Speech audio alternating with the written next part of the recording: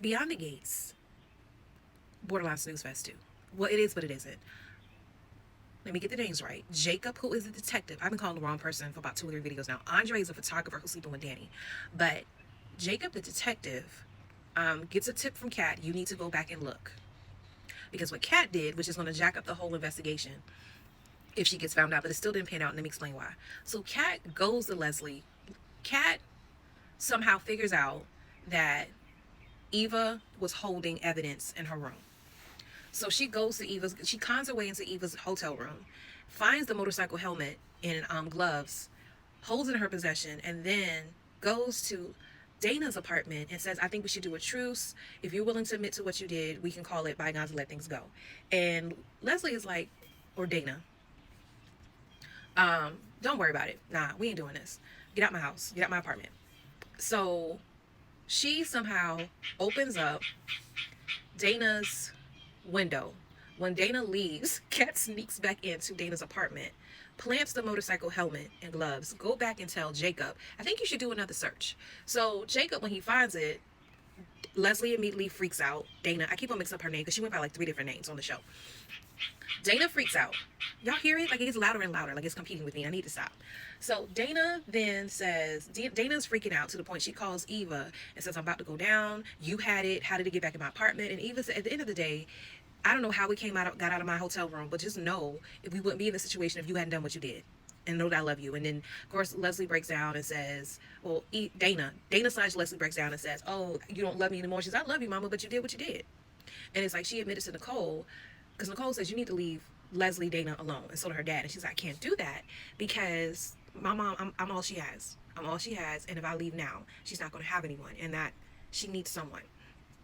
So let's go back to Jacob. So Jacob automatically is not sitting right with him to find this evidence because it wasn't there. And everywhere we looked before, it wasn't there. Now all of a sudden it's there. So she kind of looks at Kat. He looks at Kat like, what did you do? And she's like, it wasn't me. I think it was Eva. Knowing that it was her. So then they get a call while he's sitting there with her that the judge will not permit the getting a DNA sample from Leslie slash Dana because legally it doesn't make sense that you went one place before and the evidence wasn't there when you went there the first time and you did a thorough search, and when you go back you find it. He says something's not adding up.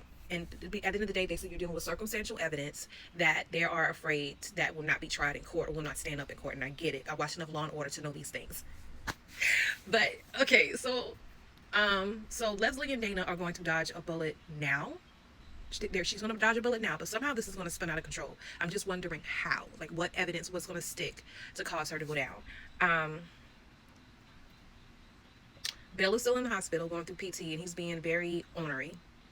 Like he just determined not to do right. And the doctor, the neurologist, is definitely feeling Chelsea, and Chelsea's definitely feeling her. They're trying to be subdued about it, but the reality is they're feeling each other. Miss Anita Dupree, her and the other articulates went to, y'all, I don't like when people drive in my cul-de-sac. Like you just can't do a 3-point turn. That bothers me.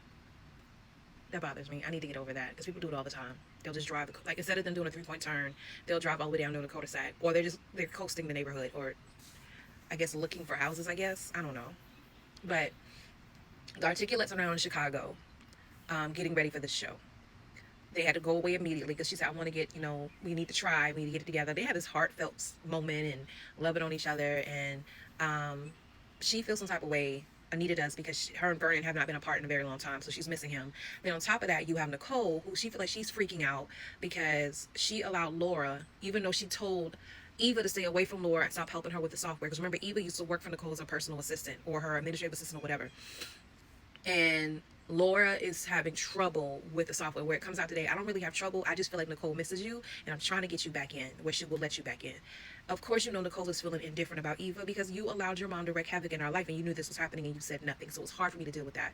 So Danny is a little sister who comes and saves the day. Her and Nicole go back to her place, and they throw China. That's how rich they are. They're throwing China. Almost like, have you ever heard of a smash lab? Which I really want to go to those one day, where you literally smash everything inside. You pay to smash these things. I'm trying to think. Oh, that's a big butterfly. Oh, it's so pretty. I don't think that's a butterfly though. I think that's a borderline bird. Like, I wonder if that's a hummingbird. No, that's a butterfly. That's a huge butterfly. Okay, let me focus. Um, so I think that's pretty much it. That's all that's happened this week. Yeah.